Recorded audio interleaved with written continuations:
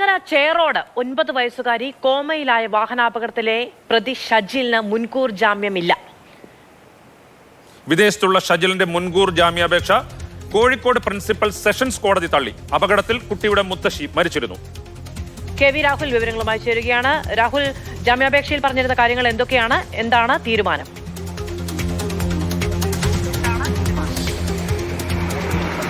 അതായത് ഫെബ്രുവരി 17 രാത്രിയിലാണ് ഈ അപകടം ഉണ്ടാകുന്നത്.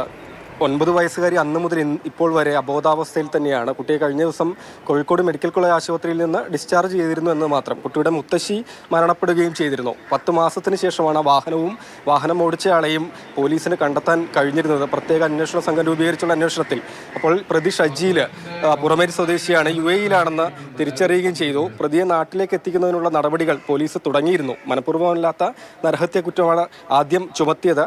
പോലീസ് ഈ നടപടി ആരംഭിച്ചതിന് പിന്നാലെ ഷജീല് കോടതിയെ സമീപിക്കുകയാണ്, മുൻകൂർ ജാമ്യാപേക്ഷ സമർപ്പിക്കുകയാണ് ഉണ്ടായത്. അതിന് പിന്നാലെ തന്നെ പോലീസ് ഇൻഷുറൻസ് ഏജൻസിയെ കബളിപ്പിച്ച് പണം തട്ടി എന്നൊരു കേസ് കൂടി ഷജീലിനെതിരെ ചുമത്തുകയും ചെയ്തിരുന്നു. അതായത് ഈ അപകടം ഉണ്ടായതിന് പിന്നാലെ ഷജീൽ വിദേശത്തേക്ക് പോകുന്നതിന് മുൻപ് വാഹനം മറ്റൊരു മതിലിൽ തട്ടി അപകടമുണ്ടായി എന്ന് കാട്ടി ഇൻഷുറൻസ് ക്ലെയിം ചെയ്തിരുന്നു. അതാണ് വാഹനം തിരിച്ചറിയുന്നതിനൊക്കെ നിർണായകമായത്. ഈ വകുപ്പൊക്കെ കൂടി ചുമത്തിയിരുന്നു. അപ്പോൾ ഈ പ്രോസിക്യൂഷൻ്റെ വാദങ്ങളൊക്കെ അംഗീകരിച്ചുകൊണ്ടാണ് ഷജീലിൻ്റെ മുൻകൂർ ജാമ്യാപേക്ഷ പ്രിൻസിപ്പൽ സെഷൻസ് കോടതി ഏതായാലും തള്ളിയിട്ടുള്ളത്. പ്രതിയെ നാട്ടിലേക്ക് എത്തിച്ച് അറസ്റ്റ് രേഖപ്പെടുത്തുന്ന അടക്കം നടപടികൾ വൈകാതെ തന്നെ ഉണ്ടാകുമെന്നാണ് അന്വേഷണ സംഘം ഇപ്പോൾ വ്യക്തമാക്കുന്നത്.